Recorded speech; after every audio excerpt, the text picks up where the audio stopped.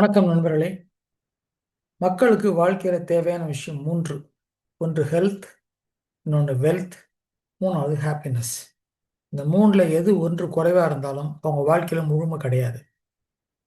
இப்போ ஹெல்த் ஆரோக்கியம் நமக்கு தெரியும். வெல்த் பணம், டப்பு தெரியும். ஹாப்பினஸ் அந்த மகிழ்ச்சி எப்படி கொண்டு வருது? அந்த மகிழ்ச்சிக்கு முக்கியமான பேக்ரவுண்ட்ல இருக்கிற விஷயம் உறவுகள். உறவுகள் சீராக இருந்தால் தான், நல்லபடியா இருந்தால் தான் ஒரு சந்தோஷமும் மகிழ்ச்சியும் வாழ்க்கையில் கிடைக்கும்.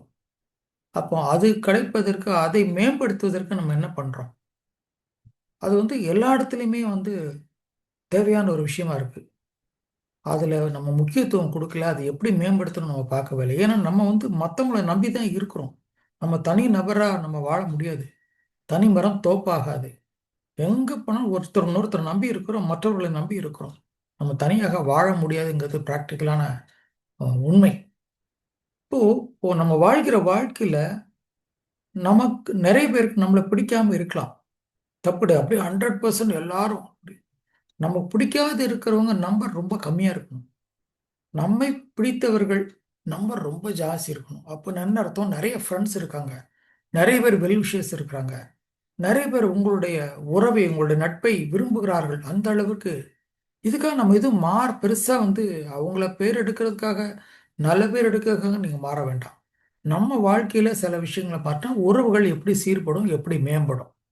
இப்போ ஒவ்வொரு நாளும் என்ன பண்றோம்? நம்ம ஒரு செங்கலை வச்சு கட்டுறோம், உறவுகள்ங்கிற சுவரை கட்டுறோம். ஆனா சில சண்டை வரும்போது, பிரச்சனை வரும்போது அந்த சுவரையே இடிச்சு கட்டுறோம். இடிச்சிரும், கம்ப்ளீட்டா இடிச்சிரும். அந்த அந்த சுவர் வளரவே மாட்டேங்குது. இது குடும்பமா இருந்தாலும் சரி, ஆபீஸா இருந்தாலும் சரி, பொது இடமா சமூகமாக இருந்தாலும் சரி. முதல்ல மூன்று விதமான உறவுகள் நமக்கு இருக்குது. இன்ட்ரா, நமக்கு நாமே. அடுத்தது குடும்பம். மூன்றாவது வெளி. இப்போ இதுல கான்ஃப்ளிக்ஸ் என்று சொல்லக்கூடிய கருத்து வேறுபாடுகள் வரத்தான் செய்யும். கருத்து வேறுபாடுல ஏன் சண்டையா மாறுதுன்னு நினைக்க நம்ம யோசனை பண்ணோமா? எது ட்ரிகர் பண்ணுதுன்னு யோசனை பண்ணோமா? அந்த ட்ரிகர் பண்ற விஷயத்தை நம்ம அவாய்ட் பண்ணிட்டா பெட்டரா இருக்கும். அடுத்தவங்க ட்ரிகர் பண்றது நம்மள அஃபெக்ட் ஆகாம இருக்க என்ன பண்ணணும்னு யோசிச்சோமா? இன்னும் நம்ம அந்த அளவுக்கு சீரியஸ்னஸ் கொடுக்கலாம். ஆனா அப்பப்போ சகரார்கள், அப்பப்போ சண்டை வந்துட்டு தான் இருக்குது. இதுக்கு கோபம் ஒரு முக்கியமான காரணமா இருக்குது. கோபத்தை எப்படி கையாளணும்னு நமக்கு தெரியல. எமோஷன்ஸ், உணர்ச்சிகளை கையாளணும்னு தெரியல. ஆர்குமெண்ட்ஸ், விவாதங்கள் வந்தா அதை எப்படி கையாளணும்னு தெரியல. எந்த விவாதம் இருந்தாலும் அதுல இருந்து நம்ம தப்பிச்சு வர்றதுக்கான ரூட்லாம் இருக்குது. நாம் ஏன் மற்றவங்கள அப்ரிஷியேட் பண்ணலைங்கிறத நம்ம யோசிச்சே பார்க்கல. மற்றவங்கள்ட்ட இருக்க நல்ல விஷயம் என்னைக்காவது நம்ம பாராட்டி இருக்கோமா? ஏன் பண்ணல? நம்மை விட உயர் அதிகாரிகள்கிட்ட எப்படி நடந்து கொள்வது, நம்ம பேசுகிற விதமோ, நம்ம நடந்து கொள்கிற விதமோ, உறவுகள் எப்படி இருக்கணும்? நமக்கு ஒரு கருத்து வேறுபாடு இருக்குன்னா, அந்த கருத்து வேறுபாடு, நமக்கு இன்னொருத்தருக்கு ஒரு கருத்து வேறுபாடுனா அது எப்படி பொலைட்டா டிஸ்அக்ரி பண்றோம் நிறைய பேருக்கு தெரியல. ஸ்ட்ரைட்டா யூ ஆர் ராங்னு சொல்லிடுறோம். அதுவும் உறவுகளை பாதிக்குது. அப்போ எதிர்மறையான நபர்கள் நம்ம சுத்தி இருக்கிறாங்க, வராங்க, நமக்கிட்டே வராங்க, பேசுறாங்க. அவங்கள எப்படி மேனேஜ் பண்றது? நம்மளை கமெண்ட் அடிக்கிறாங்க, அவங்கள எப்படி மேனேஜ் பண்றது? நம்மளை குற்றம் சொல்றாங்க, கிரிட்டிக்ஸ் இருக்காங்க, அவங்கள எப்படி மேனேஜ் பண்றது? இதெல்லாம் தாண்டி வாழ்க்கையில நம்ம அடுத்த கட்டம், அடுத்த கட்டம், அடுத்த கட்டம் போயிட்டே இருக்கணும், மேம்படுத்திக்கிட்டே இருக்கணும். அப்படின்னு நம்மளோட கம்யூனிகேஷன், நம்மளோட பேச்சு, மற்றவர்கள்ட்ட இருக்க உறவுகள் அப்படியே மெஸ்மரைஸ் பண்ற மாதிரி மக்களுக்கு இருக்கணும். ஆயிரக்கணக்கான பேர் நமக்கு உதவி செய்ய ரெடியா இருக்கும். உங்களுக்கு இல்லாமல சார் அப்படி பண்ணக்கூடாது.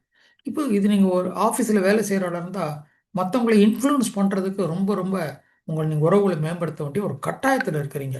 ஒரு லீடராக இருக்கலாம், மேனேஜர் இருக்கலாம், சூப்பர்வைசராக இருக்கலாம், சிஇஓ இருக்கலாம், எம்டியாக இருக்கலாம். மற்றவங்கள வித்தவுட் யூசிங் அத்தாரிட்டி நீங்கள் மற்றவங்களை இன்ஃப்ளூயன்ஸ் பண்ணக்கூடிய அளவு கெப்பாசிட்டி வளர்க்க வேண்டியிருக்கு. இதெல்லாம் தாண்டி கணவன் மனைவி உறவுகள் சீர்படணும். நிறைய இடத்துல அது ஒரு பெரிய வளரும் பிரச்சனையாக வந்து கொண்டிருக்கிறது. நிறைய டைவர்சஸ், நிறைய பிரிஞ்சு வாழ்றாங்க, நிறைய சண்டை போட்டுட்டே இருக்கிறாங்க. ஒரு நிம்மதி இல்லாத ஒரு விஷயங்களா மக்கள் நம்ம பார்க்கிறோம்.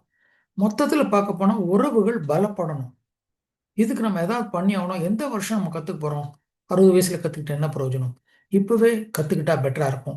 ஸோ நாளைக்கு 1.5 மணி நேரம், நாளைக்கு தேதி 29 ஜனவரி ஈவினிங் 8ல இருந்து 9:30 மணி வரைக்கும் உறவுகள் பலப்படுறதுக்கும், the secrets of happy relationship, ஒரு நல்ல வெற்றிகரமான ஒரு உறவுகள் இருக்குன்னா அதனுடைய சீக்ரெட்ஸ் என்னங்கிறத பற்றியும் 1.5 மணி நேரம் அலசி ஆராய போகிறோம். உங்கள்கிட்ட பொண்ணான நேரத்தை அதுக்கு ஒதுக்குனீங்கன்னா கண்டிப்பாக உங்கள் வாழ்க்கையில் ஒரு அடித்தளத்தை உருவாக்கிட்டு உங்கள் வாழ்க்கையில் நீங்கள் மாறுபட்ட நபராக இருப்பதற்கான வாய்ப்புகள் இருக்கின்றன.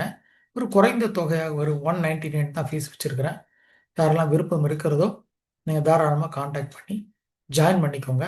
இந்த வீடியோவை நீங்கள் ஒருவேளை 29 ஜனவரிக்கு அப்புறம் நீங்கள் கேட்டுறீங்க அப்படின்னா ஏற்கனவே முடிஞ்சு போச்சேன்னு நினைக்க வேண்டாம். மீண்டும் மீண்டும் மாதத்துக்கு ஒரு தடவை இந்த ப்ரோக்ராம் நடந்துட்டு தான் இருக்குது. அடுத்த மாதத்துக்கான தேதியை கேட்டு தெரிந்து கொண்டு அதில் உங்கள் பேரை, உங்கள் நம்பரை, மொபைல் நம்பரை எனக்கு ரிஜிஸ்டர் பண்ணி வைங்க. கண்டிப்பாக உங்களை தொடர்பு கொண்டு அடுத்த ப்ரோக்ராம் எப்போ இருக்கிறதோ உங்களை கண்டிப்பாக அழைப்பு விடுக்கிறேன். உங்களுக்கு இன்ஃபர்மேஷன் பாஸ் ஆன் பண்ணுறேன். ஆனால் மிஸ் பண்ணிடாதீங்க. வாழ்க்கையில் ரொம்ப தேவை உறவுகள், பலமான உறவுகள். உறவுகள் மேம்படணும் மட்டும் ஞாபகம் வச்சுக்கோங்க. அதை எப்படி மேம்படுத்தலாம் நம்ம நாளைக்கு பார்க்கலாம். இந்த பயிற்சியில் பார்க்கலாம். உங்கள் நண்பன் அரசு சண்முக சுந்தரம்.